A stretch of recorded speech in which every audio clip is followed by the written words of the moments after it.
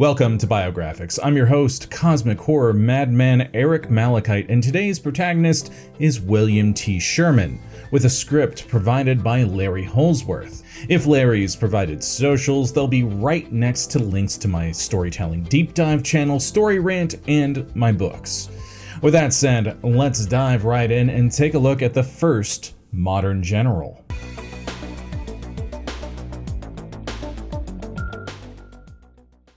William Tecumseh Sherman is forever linked with his famed march to the sea in the late autumn of 1864. In truth, his subsequent march through South Carolina and part of North Carolina was far more destructive, a fact Sherman acknowledged in his memoirs. He commanded a regiment in the First Battle of Bull Run, a Union defeat which led him to suffering a bout of depression. Northern newspapers questioned his sanity, with one Cincinnati newspaper openly calling him insane. He served under Ulysses S. Grant in Kentucky and Tennessee, including the bloodbath at Pittsburgh Landing, known to history as the Battle of Shiloh. He participated in the Campaign of Maneuver, which led to the capture of Vicksburg, where he worked closely with U.S. Navy commanders operating on the Mississippi and Yazoo rivers. But it was his capture of Atlanta, the destruction of that city, and his subsequent march through enemy territory to Savannah, which remains his most well-known achievement, as well as his most controversial. Sherman's tactics have been called the first episode of Total War on civilian populations and non-military targets. That assertion is incorrect. Sherman is also recorded as having uttered "war is hell," a misquotation which appeared in a northern newspaper. His post-Civil War military career included using similar tactics, which consisted of eliminating the enemy's ability to resupply themselves, to make war against the Indian tribes in three major wars in the West. He came from a politically influential family, yet eschewed politics himself. His brother John was the writer of the Sherman Antitrust Act while serving as a U.S. Senator. He was one of the first Civil War generals to publish his memoirs of the war, to great acclaim from literary critics and the public. Yet he is chiefly remembered for his campaign in which he dedicated his army to, in his own regard, make Georgia howl. There is much more to his life that should be remembered.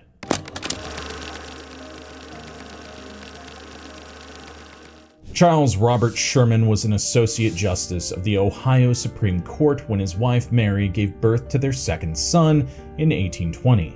They named him for the Shawnee warrior Tecumseh. They resided in Lancaster, Ohio, a town on the Scioto River, near where Tecumseh had exhorted the tribes to unite against the American settlers on the frontier. Charles Sherman died unexpectedly during a typhoid epidemic in 1829. Tecumseh, then 9 years of age, was taken into the home of Thomas Ewing, another prominent politician and eventually the first Secretary of the Interior in American history. Sherman's foster parents had him baptized as a Catholic, according to some biographers, at which time he acquired the name William. Others dispute this account, claiming Sherman had been baptized into the Presbyterian faith as an infant and was named William Tecumseh Sherman from infancy. Whichever is correct, he did not sign his name using either first name, instead signing W.T. Sherman for most of his life. His lifelong nickname used by friends and relatives was Cump. The Ewings had a large family of their own when they took in the young Sherman, whose own family consisted of his widowed mother and 10 siblings. The Sherman children remained in Lancaster with their mother, receiving help from friends and extended family. William learned early of the need to excel at his endeavors and the results of competition among siblings. He was a quick learner in school, enjoying mathematics, though he hated the teasing he received from fellow students over his fiery red hair.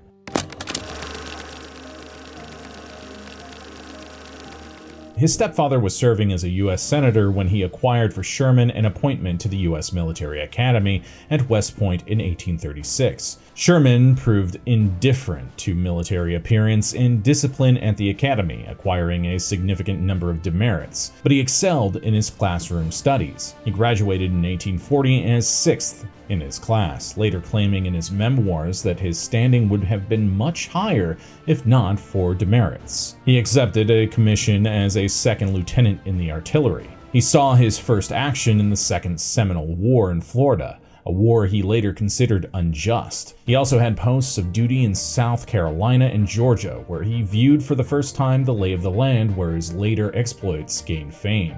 During the Mexican War, Sherman, unlike many of his fellow officers, did not see combat. Instead, he was assigned to garrison duty in California. He spent 198 days at sea sailing around Cape Horn before arriving at his duty station in Monterey in 1847. There, in addition to drafting the Army reports that confirmed the discovery of gold at Sutter's Mill, Sherman assisted in laying out the street grid for the town of Sacramento in 1848. In May 1850, Sherman traveled to Washington, where he married his stepsister, Ellen Boyle Ewing. The prominence of the Ewing family made it a social event in Washington, attended by President Zachary Taylor, Vice President Millard Fillmore, and other notables. The Catholic wedding was conducted by the president of Georgetown College, Father James Ryder. Sherman consented to raising their ensuing children in the Catholic faith. Eventually, they had 8 children together, 4 girls and 4 boys. Militarily, he was ordered to St. Louis to serve in the commissary department. By 1853, disgusted with the slow rate of promotion in the peacetime army, he resigned his commission and accepted work as a bank manager in San Francisco. In 1857, he traveled, again by sea, to New York to manage a branch of the same bank there. The same year, a national economic downturn known as the Panic of 1857 led to the bank's failure. In 1858, he entered a law firm owned by 2 of his brothers-in-law in Leavenworth, Kansas. Unsuccessful in the practice of law, he accepted a teaching and administrative position as superintendent at the Louisiana State Seminary of Learning and Military Academy, which eventually evolved into Louisiana State University. He was there when Louisiana seceded from the Union in 1861. Sherman resigned and returned to St. Louis. He was there when Fort Sumter was bombarded by Southern troops and offered his services, although he disagreed with Abraham Lincoln's call for 75,000 volunteers. Sherman believed the war would be a long one, and a great many more men would be needed before the South could be pacified. Nonetheless, he accepted a commission as a colonel of volunteers in command of an infantry regiment.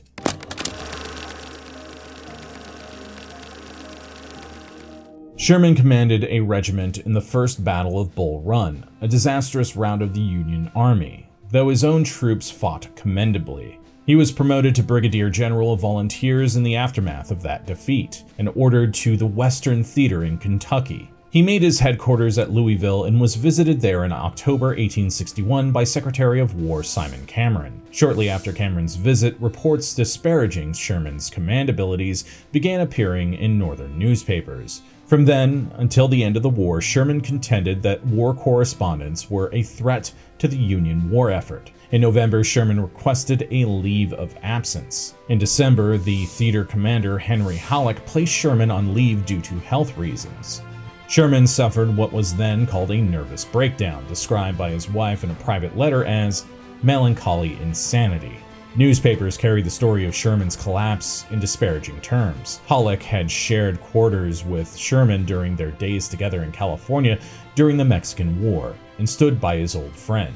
By late December, Sherman felt well enough to return to duty, and Halleck assigned him to duties in the West. By March 1862, Sherman was in command of a division under Ulysses Grant. The Battle of Shiloh, taking place on April 6th and 7th, 1862, cemented Sherman's reputation as a capable battlefield commander. On the first day of the battle, he succeeded in holding the Union right in a fighting withdrawal, and the following day, he led the successful counterattack that led to Union victory in what was at the time the bloodiest battle ever fought on American soil. It was only a precursor to the massive battles which were to follow. It also restored his peace of mind. He wrote to Grant, "That single battle gave me new life." Later, in 1862, Grant began a campaign to capture the Confederate stronghold at Vicksburg, Mississippi, and seize control of the Mississippi River's entire length. Sherman, participating in the operations in command of the corps, which consisted of nearly half of Grant's army. The campaign was long, complicated, and contained several Union repulses. Accusations of Grant's drunkenness and Sherman's insanity were repeated in complaining Union newspapers. It took numerous dangerous maneuvers coordinating with the Navy and a long siege before Vicksburg surrendered to Grant's army on July 4, 1863. It was the same day Robert E. Lee's Army of Northern Virginia began its retreat from the Battle of Gettysburg in Pennsylvania.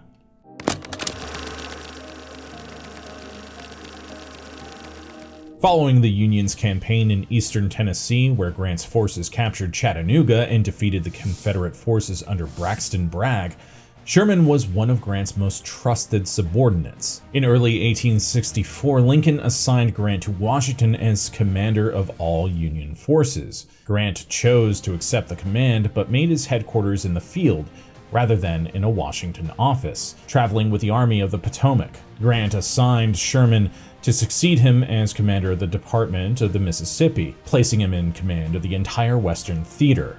Before Sherman initiated the campaign against Atlanta, he had already formulated his strategy for conducting the war in the Deep South. He wrote to Grant, "If you can whip Lee and I can march to the Atlantic, I think old Uncle Abe will give us 20 days leave to see the young folks." Despite the disparaging reference to Abraham Lincoln, Sherman later included the comment in his memoirs. It was his first known reference to a march to the sea. In May 1864, as Grant moved against Lee in Virginia's wilderness, Sherman launched an invasion of Georgia. Unlike Grant, who pushed down through Virginia in a series of bloody battles in places like Spotsylvania and Cold Harbor, Sherman conducted a campaign of maneuver against 1st Confederate General Joseph Johnston, and then, after Johnston was relieved, against John Bell Hood. Only at the Battle of Kennesaw Mountain did Sherman compel his troops to make frontal assaults. Throughout the summer, the armies feinted, skirmished, and after the arrival of Hood, fought in major engagements. The Union armies moved forward,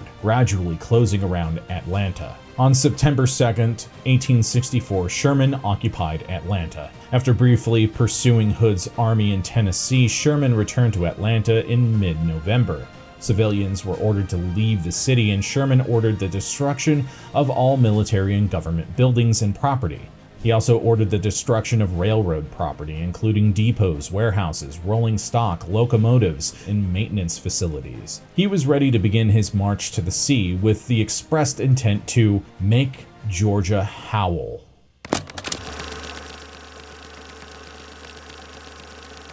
Since time immemorial, armies had sustained themselves on the march by living off the land and seizing the produce and livestock of civilians. In some instances, they made some form of payment. In others, they simply took what they needed, or simply wanted. The roughly 60,000 men Sherman led across Georgia were under strict orders not to loot private homes or harass civilians who did not display hostility toward the Union troops. They were to take what foodstuffs they needed to sustain themselves, any horses and mules and fodder, then destroy anything deemed of military value. This included workshops, factories, railroads, wagons, bridges, boats, and anything that might conceivably be used to gain an advantage in war. The march took place in 3 major columns, each of which were further divided according to available roads. The army cut a swath over 60 miles wide, and in some cases spurs were set out even wider to complete destruction of railroads. As the troops marched, foraging parties branched out in all directions, confiscating supplies to feed the army and the growing trail of refugees that followed. The troops pulled up railroad tracks, built fires with the wooden ties, and heated the rails in the fires until they could be bent into loops around trees or telegraph poles. The rails scattered along the army's path became known as Sherman's neckties. Ahead of Sherman's army, retreating Confederates wreaked their own destruction on the landscape. Animal carcasses were thrown into wells and watering holes to poison the water. Bales of cotton and other crops were burned. Confederate troops, chiefly cavalry, harassed the advancing Union columns to little avail. Sherman reached Savannah on December 10th, where 10,000 entrenched Confederates protected the city. After making contact with the Union Navy, Sherman sent a surrender demand to the Confederate commander of the defenses, William Hardee, on December 17th. Hardee opted to escape rather than fight or surrender and fled by crossing the Savannah River. on a hastily assembled platoon bridge on December 20th. The following day, Sherman occupied the city. His army had destroyed over 300 miles of railroads, seized over 9,000 horses and mules, 13,000 heads of cattle, and freed more than 10,000 enslaved people. In 1864 dollars, Sherman estimated the economic damage to the South to have been $100 million, just under $1 billion today. Yet Sherman was far from finished. Grant had intended for Sherman to embark his troops on Navy ships at Savannah, which would convey them to join his armies besieging Lee at Richmond and Petersburg. Sherman had other plans.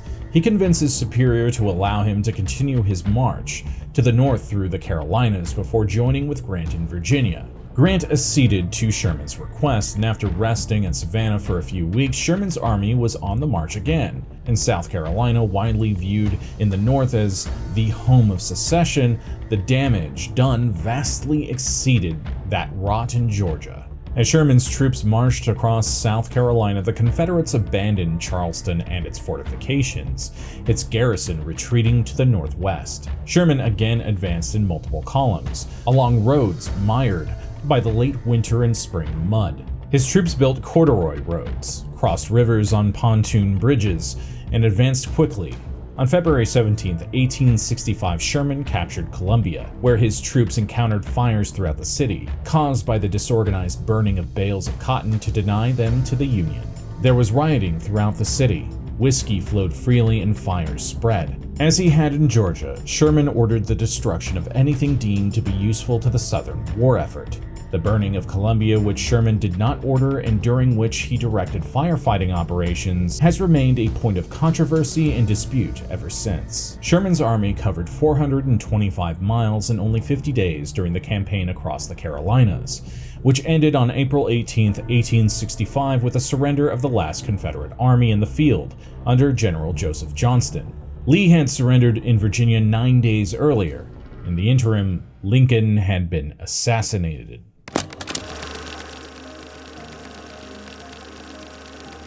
Sherman was among the first generals in history to adopt the policy of destroying an enemy's ability to make war rather than concentrate on the destruction of its armies in battle. He reasoned, correctly as it turned out, that by destroying infrastructure, food supplies, and civilian morale, support for the army would ebb, and the army itself wither away through low morale, desertion, starvation, and sickness. By the time Joseph Johnston surrendered his army to Sherman, the Confederate general commanded just 13,000 men. His army had simply vanished. Sherman began the war with no command experience, no combat experience, and a grave doubt in his own abilities. He ended it as an acclaimed strategic and tactical genius, with a reputation of being a stern disciplinarian who was nonetheless deeply concerned with the well-being of the troops he commanded. He opted to remain in the army after the war, and when Grant entered the presidency in 1869, Sherman became the commanding general of the United States Army. He served in that role during the ensuing Indian Wars. As the railroads pushed west following the Civil War, they encroached upon lands controlled by the Western tribes. Worse, from the Indians' perspective, they split the migration paths of the bison upon which their cultures were dependent. The U.S. Army was deployed to protect the railroads, the settlers that traveled west to take advantage of the Homestead Acts, and the towns and cities that rose in their wake. During the Indian Wars, numerous atrocities were committed by both sides. Though there is no evidence Sherman ever said, "The only good Indian is a dead Indian," as he is often accused of, he did advocate for total war against the tribes. Andrew Jackson, Philip Sheridan, and Theodore Roosevelt have all been accused of uttering that sentiment as well. During the Great Sioux War, Sherman did write to President Grant, "We must act with vindictive earnestness against the Sioux, even to their extermination, men, women, and children." As he had during the later half of the Civil War, Sherman advocated destroying the enemy's ability to make war. The Plains Indians and their way of life could not survive without the American bison. They used them for food, to make medicines, clothing, shelter, the bones to make tools and weapons, and in religious rites. Sherman became an early and ardent advocate for the eradication of the bison, though he did not commit the army toward that end. He endorsed the railroads and other entities that organized massive bison hunts. The eradication of the bison advanced so rapidly that Congress passed a law to protect them from overhunting in 1874. Sherman convinced his close friend, President Ulysses Grant, to prevent the law from becoming enforceable through the use of the pocket veto. In the end, ruthless, and I'll add, immoral, though his means were, it was the destruction of the herds that forced the Plains Indians to give up their way of life and enter the reservations established for them.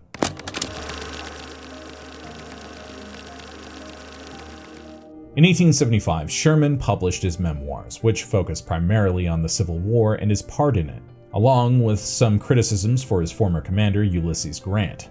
When Grant read what his old friend had written, he commented, "I found I approved every word." The book was one of the earliest Civil War memoirs, sold well, and drew acclaim from critics for Sherman's prose. He resigned as commanding general in 1883 and retired from the Army in 1884, moving to New York City. There, he became a popular dinner guest and public speaker. He famously declined to be considered for the Republican nominee for president in 1884, stating, "I will not accept if nominated and will not serve if elected."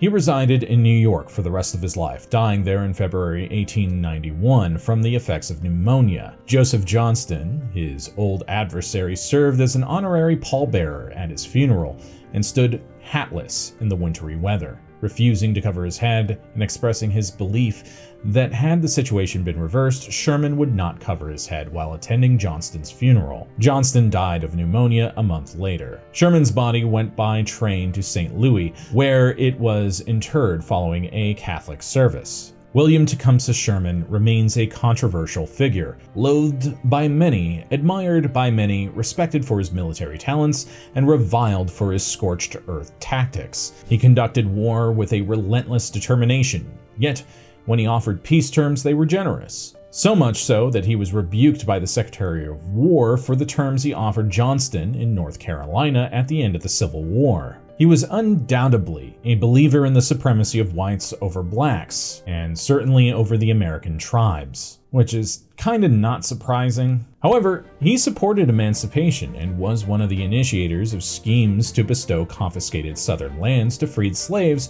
for them to own and work on as farmers. He supported full civil rights for the blacks of the South, that's what it says in the script, and condemned the efforts of Southern legislators to suppress them. The lost cause historical writers of the South made Sherman into a demon, a butcher, and the polar opposite of the gentlemanly and chivalric Robert E. Lee. Yet Sherman's views on the conduct of war continue to the present day, and were demonstrated through the precision bombing of World War II, the defoliation programs in Vietnam, and others. Indeed, what Sherman practiced is referred to as hard war, less vicious than the total war available today, according to military historians. War is cruelty, and you cannot refine it, Sherman wrote when demanding the surrender of Atlanta. Yet once the peace was won, he was magnanimous to his former enemies, and won the respect of those who opposed him in the field.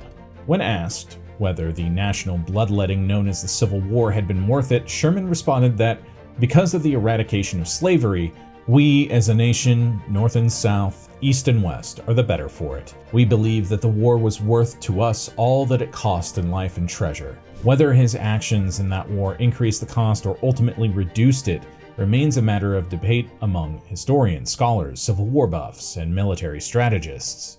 Well, I certainly hope you found this video to be informative. Hopefully you learned something you didn't know before. And if you like this video, be sure to do all that algorithmic jazz and let the YouTube gods know that we are worthy of their favor. And I'll see you next time, Space Cowboy.